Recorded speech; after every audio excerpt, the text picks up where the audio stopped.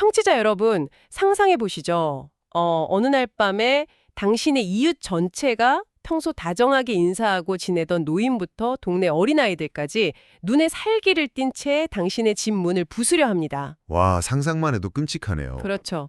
당신이 보호해야 할 낯선 손님을 밖으로 내놓으라면서 말이죠. 집안에는 겁에 질린 손님들이 있고 문 밖에는 통제불능의 군중이 울부짖고 있습니다. 여러분, 이 절대적인 위기의 순간 당신이 지켜왔던 도덕성은 과연 어디까지 타협할 수 있을까요? 아주 극단적인 사고 실험처럼 들리겠지만 사실 이것은 우리가 오늘 깊게 파헤쳐볼 고대 문헌 속에 기록된 실제 상황입니다. 네, 맞습니다. 오늘의 심층 탐구에서는요, 단순하게 고대 신화나 옛날 이야기를 읽어보는 걸 넘어서 인류의 가장 오래되고 섬뜩한 재난 기록 중 하나를 다뤄보려고 합니다. 바로 롯이라는 인물, 그리고 소돔과 고모라라는 도시, 또 하늘에서 쏟아지는 불과 유황에 관한 이야기죠. 네, 이 자료를 통해서 우리가 추적할 미션은 아주 명확합니다. 재난이라는 표면적인 사건을 그냥 나열하는 게 아니고요. 그럼요. 익숙했던 세상이 문자 그대로 붕괴할 때 인간의 심리와 행동이 어떻게 기이하게 변형되는지, 그리고 그 견고해 보이던 윤리적 경계가 어떻게 해체되는지 그 이면의 메커니즘을 들여다보는 것이 오늘의 목표입니다. 자, 그럼 청취자 여러분, 이 놀라운 이야기를 본격적으로 파헤쳐 볼까요? 이 끔찍한 파멸의 징조가 싹 트는 지점은요, 역설적이게도 아주 평화로운 저녁의 환대에서 시작됩니다. 네, 맞아요. 극진한 환대였죠. 롯이 소돔 성문에서 2명의 낯선 방문객, 즉 천사들을 맞이하잖아요. 텍스트를 보면 롯은 그들을 보자마자 엎드려 절하고 또 거리에 머물겠다는 그들을 간절히 설득해서 자기 집으로 모십니다. 발을 씻기고 무교병을 구워 정성껏 대접하는 장면이 나오죠. 네, 아주 따뜻하고 이상적인 저녁 식사 자리처럼 보입니다. 그 표면적으로는 무해한 미담 같지만 여기 흥미로운 점은요.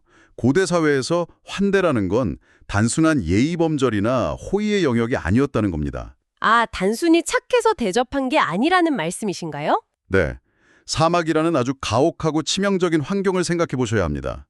거기서 낯선 나그나를 들이고 보호하는 것은 공동체의 생존과 직결된 절대적인 사회적 계약이자 무조건 지켜야만 하는 신성한 의무였습니다. 아, 생존 법칙이었군요. 그렇죠. 손님을 거부하는 것은 곧 그를 죽음으로 내모는 행위였으니까요.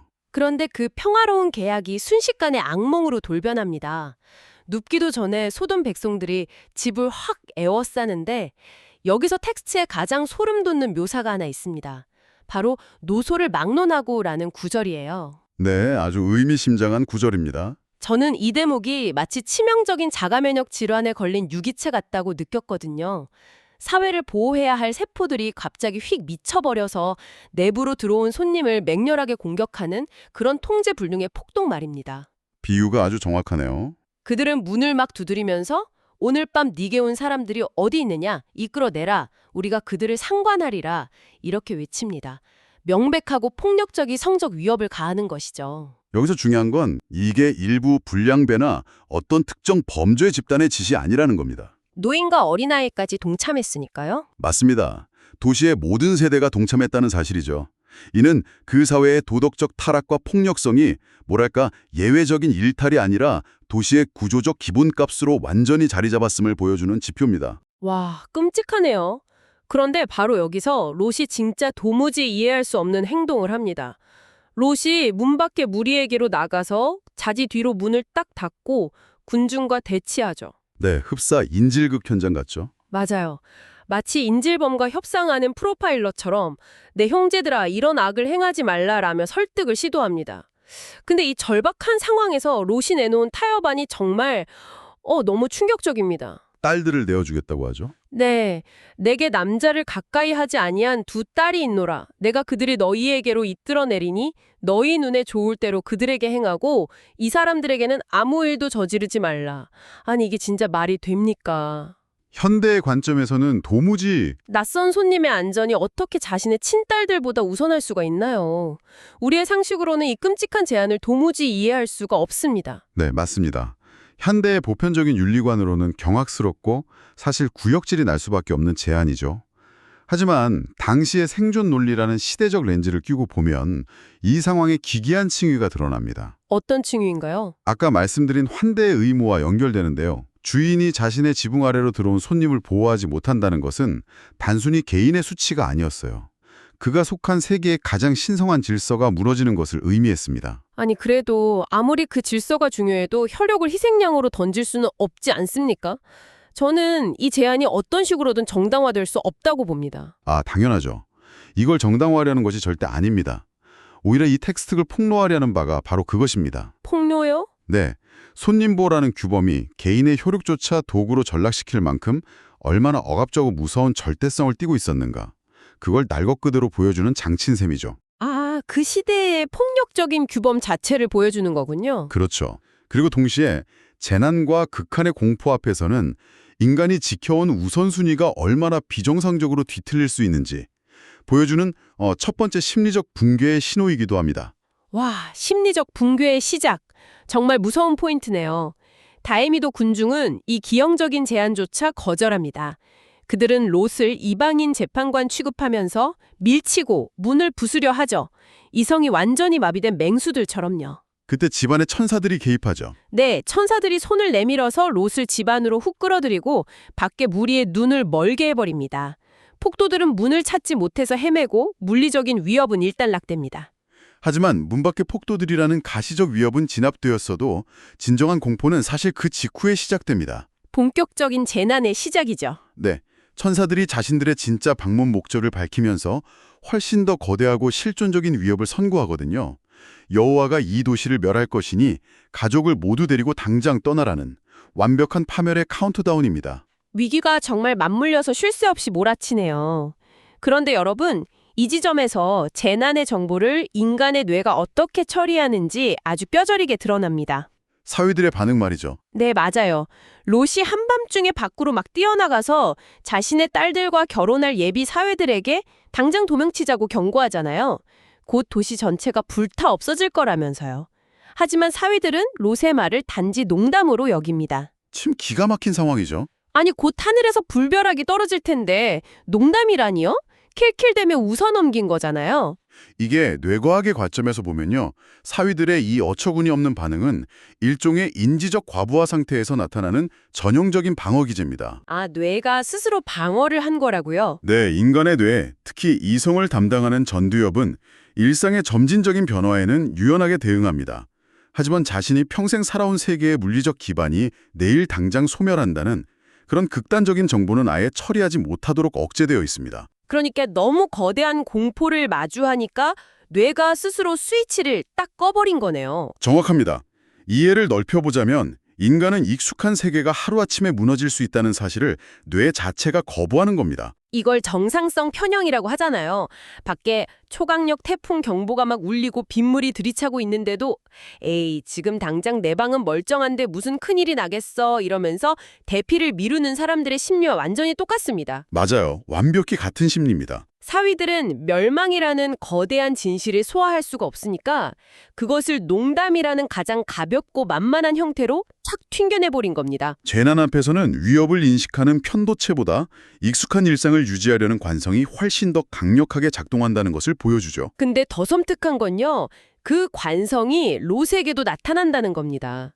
아니 사위들은 천사를 못 봤으니까 그렇다 쳐도 롯은 천사들의 권능을 직접 자기 두 눈으로 목격했잖아요. 눈이 머는 걸 봤으니까요. 그렇죠. 기적을 체험했죠. 그런데도 동이틀 무렵에 천사가 빨리 아내와 딸들을 이끌고 나가라고 막 재촉하는데 롯조차도 지체합니다. 그 절박한 순간에 머뭇거리고 뭐 짐을 챙기를 들었을지도 모르죠. 바로 그 지체하는 행동이 변화와 상실에 대한 인간의 아주 끈질긴 저항을 상징합니다. 결국 말로 설득이 안 되니까 천사들이 어떻게 합니까? 롯과 아내 그리고 두 딸의 손을 물리적으로 꽉 쥐고 성 밖으로 질질 끌고 나갑니다. 텍스트는 이것을 자비라고 묘사하죠. 네, 자비라고는 하지만 구원이 이렇게 강제적으로 멱살을 잡고 끌어내는 폭력적인 형태를 띨 수밖에 없다는 사실이 저는 인간의 본성적 나약함을 아주 적나라하게 보여준다고 생각했습니다. 스스로 결단해서 탈출을 의지조차 이미 상실한 상태였으니까요. 네, 그리고 성 밖으로 끌려 나온 직후에 롯이 보이는 태도를 보면요. 그 나약함이 한층 더 짙어집니다. 천사들이 도망하여 생명을 보존하라, 절대 뒤를 돌아보지 말고 산으로 피하라 이렇게 명령하잖아요. 네, 산으로 가라고 하죠. 하지만 롯은 그 도망치는 절체절명의 순간에 또 천사들과 협상을 시도합니다. 아, 그 부분 진짜 답답했어요. 산은 너무 멀어서 가다가 재앙을 만나 죽을 것 같으니 저기 보이는 가까운 작은 성읍으로 피하게 해달라 이렇게 애원하죠. 네, 그곳이 바로 소알이라는 성읍이죠. 맞아요. 저는 이 요구를 딱 들으면서 롯이 여전히 인간의 손이 닿지 않은 그 거대하고 미지의 대자연인 산보다는 비록 작더라도 인공적인 건축물과 사회가 있는 도시라는 통제감을 끝까지 놓지 못한다고 느꼈습니다. 아주 예리한 관점이네요. 소알이라는 작은 도시는 롯에게 있어서 무너지는 옛세계의 축소판이었습니다. 그 익숙한 구조물의 파편이라도 꽉 붙잡고 있어야 완전한 심리적 붕괴를 막을 수 있었던 것입니다. 천사는 결국 이 나약한 요구마저 들어주잖아요. 그리고 롯의 가족이 숨을 헐떡이며 소알에 도착하는 순간 해가 딱 돋습니다. 그들이 지체하면서 떠나기 아쉬워했던 그 소돔과 고모라 위로 드디어 약속된 재앙이 쏟아집니다. 하늘에서 유황과 불이 비처럼 쏟아지죠. 온 들과 성의 백성, 땅에 난 모든 것이 문자 그대로 엎어져 멸망합니다. 이 완벽한 파멸의 시퀀스에서 이 고대 텍스트는 아주 흥미롭게도 두 가지 시선을 날카롭게 대조합니다. 두 가지 시선이요? 네, 하나는 아침에 일어나서 멀리 떨어진 안전한 곳에서 재앙을 관망하는 아브라함의 시선입니다. 그는 연기가 마치 거대한 온기가마처럼 치솟아 오르는 것을 가만히 지켜보죠. 아, 아브라함은 안전한 곳에 있었죠? 그리고 다른 하나는 재난의 한가운데서 도망치다가 뒤를 돌아본 롯의 아내의 시선입니다. 청취자 여러분, 여기서 정말 흥미로워집니다. 그 유명한 소금 기둥 이야기거든요. 천사의 분명한 명령을 어기고 뒤를 돌아본 롯의 아내는 그 자리에서 굳어버립니다. 네, 아주 비극적인 결말이죠. 사실 저는 어릴 때부터 이 부분이 논리적으로 잘 납득이 가지 않았어요. 아니, 불바다가 된 고향에서 도망치다 보면 남겨두고 온 이웃이 걱정되거나 엄청난 폭발음에 반사적으로 시선을 딱 한 번 던질 수도 있는 것 아닙니까? 인간이라면 자연스러운 반응일 수 있죠. 단지 고개를 돌렸다는 물리적인 이유 하나만으로 소금 기둥이 되는 영원한 형벌을 받는다는 건 솔직히 너무 가혹한 거 아닌가요? 네, 단순히 안구의 방향만 바뀌었다면 당연히 가혹하겠죠.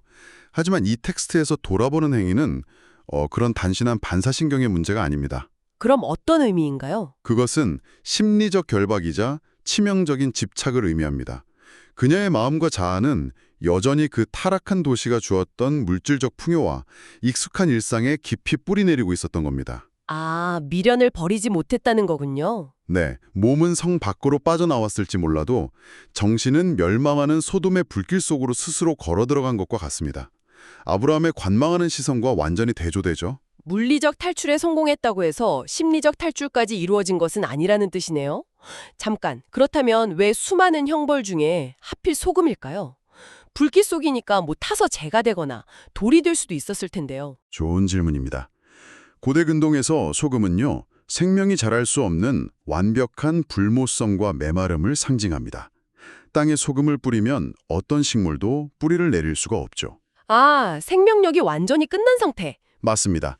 과거에 대한 미련과 집착이 한 인간의 내면을 어떻게 영원히 얼어붙게 하고 생명력을 앗아가는지, 소금 기둥은 그것을 보여주는 가장 타고난 시각적 메타포입니다.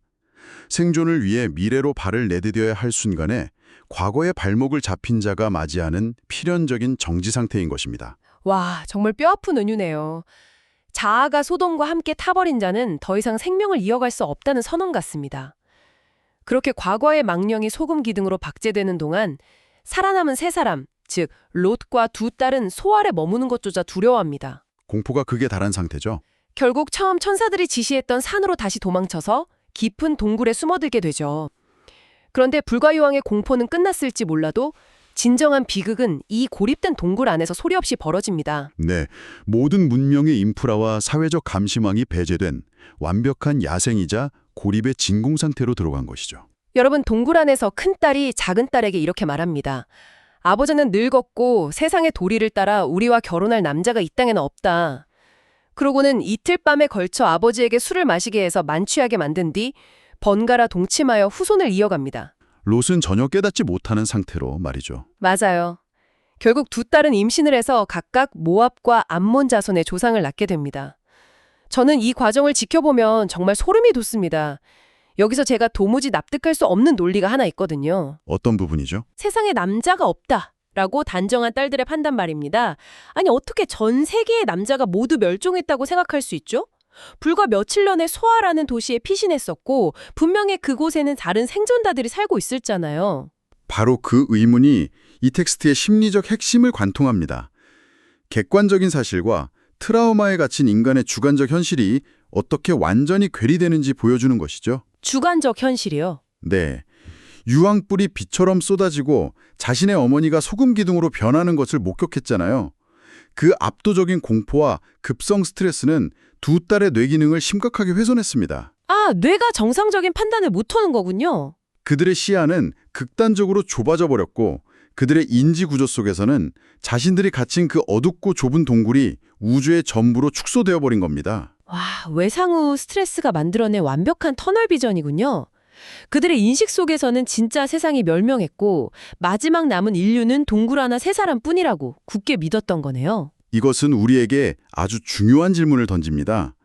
종의 멸종을 막기 위해 근친상간이라는 인류 최후의 금기조차 그들의 좁아진 시야 속에서는 아주 합리적이고 필사적인 생존 전략으로 둔갑해버린 것입니다. 끔찍하네요. 법, 타인의 시선, 공동체의 윤리라는 광장이 붕괴하고 철저한 생물학적 고립 상태에 놓였을 때 인간이 그어놓았던 선악의 경계선이 얼마나 허망하게 증발해버리는지 증명하는 대목입니다. 더 충격적인 건요. 이 원문 텍스트가 두 딸의 근친상간이나 롯의 무책임한 방관에 대해서 그 어떤 도덕적 심판이나 비난의 언어를 덧붙이지 않는다는 사실입니다. 네, 어떠한 가치 판단도 개입하지 않죠. 이들은 타락했다, 떠나 벌을 받았다 라는 말 한마디 없이 그저 두 민족이 어떻게 태어났는지 아주 건조하고 차갑게 기록할 뿐입니다.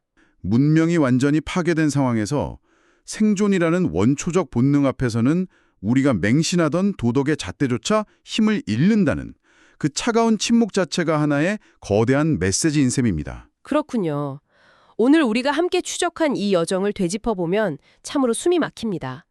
손님을 보호하기 위해 친딸을 내놓으려던 소돔 성문의 그 기형적인 환대에서 시작해서 다가오는 하늘의 심판을 농담으로 튕겨내던 인지 부조화를 거쳤습니다. 그리고 동굴이라는 고립된 공간에 도달했죠. 네, 결국 모든 것이 불타버린 잿더미 위, 가장 어두운 동굴 속에서 최소한의 윤리마저 원초적 생존 본능에 잡아먹히는 과정을 우리가 생생하게 목격했습니다. 재난이라는 물리적 파괴는 단순히 건물만 무너뜨리는 것이 아니라 인간 내면을 지탱하던 문명적 구조물까지 가장 밑바닥부터 완벽하게 해체해버린다는 것을 서늘하게 입증하는 아주 놀라운 고대의 보고서입니다. 그렇다면 청취자 여러분, 이 시점에서 여러분께 묻고 싶습니다.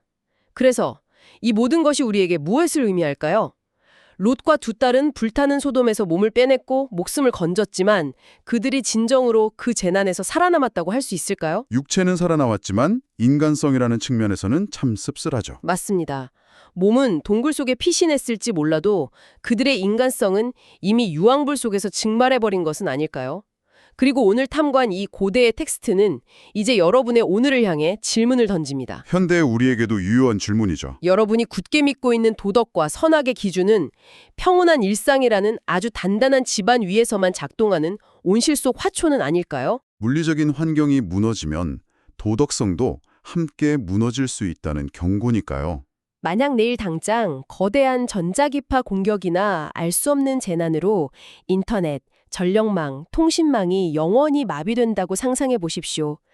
스마트폰이라는 빛나는 사각의 광장이 팍 꺼지고 당신의 행동을 감시하고 제어하던 수백만 개의 타인의 시선과 알고리즘이 순식간에 사라져버린다면 철저한 고립 상태가 된 거네요. 오직 생존의 본능만 남은 현대판 동굴의 완벽한 암흑과 고립 속에 던져진다면 과연 여러분의 도덕성은 언제까지 버틸 수 있을까요? 아니면 여러분 역시 소돔의 재와 함께 과거의 그림자에 붙들려 소금 기둥처럼 허망하게 굳어버리게 될까요? 정말 많은 것을 생각하게 만드는 도발적인 질문이네요. 이 서늘하고 묵직한 질문을 여러분의 평범한 일상 속에서 한 번쯤 깊이 곱씹어 보시길 바랍니다. 오늘의 심층탐구는 여기까지입니다. 함께해 주신 여러분 감사합니다.